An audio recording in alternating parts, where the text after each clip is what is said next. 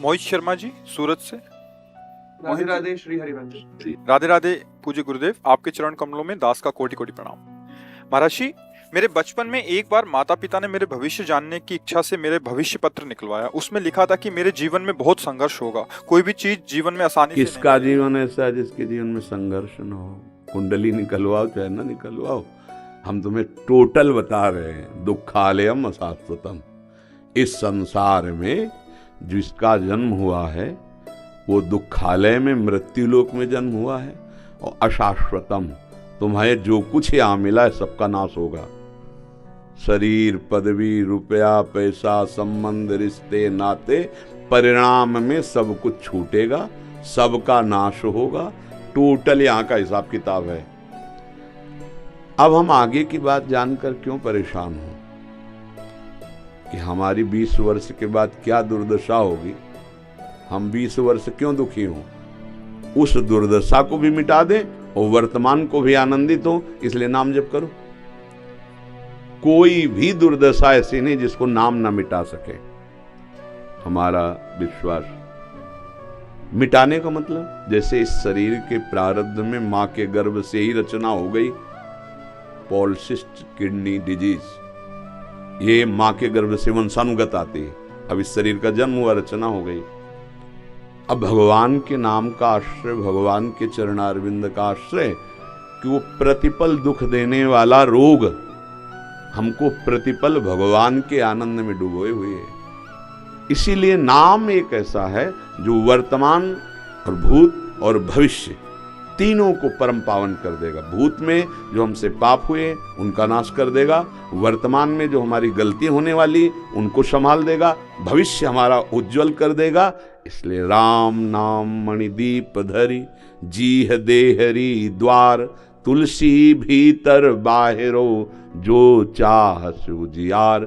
कभी किसी की कुंडली में नहीं लिखा भगवत प्राप्ति। भजन करेगा, अपने प्रारब्ध को बदल करके भगवत प्राप्ति करेगा, ये मानव जीवन का नया पुरुषार्थ है।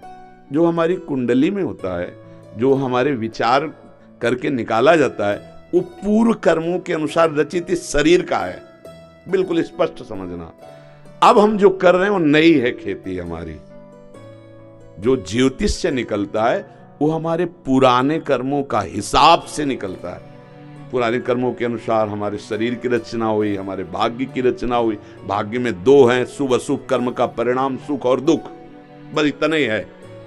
आगे हम पुरुषार्थ करके इस पर विजय प्राप्त करके भगवत प्राप्ति करे, ये मानव देह का लक्ष्य है। साधन धाम मोक्ष कर द्वारा, पाई न जे परलोक संहारा, सो परत्र दुख पावई, सिर धुनि धुनि पछताए, काले कर्म ईश्वर मिथ्या दोष लगाए। ज्योतिष सत्य है, उसका विचार सत्य है, पर हमारा जो परम सत्य है वो भगवत प्राप्ति का अगर लक्ष्य बन जाए और खूब नाम जप करें तो हमारे भाग्य बदल जाएंगे।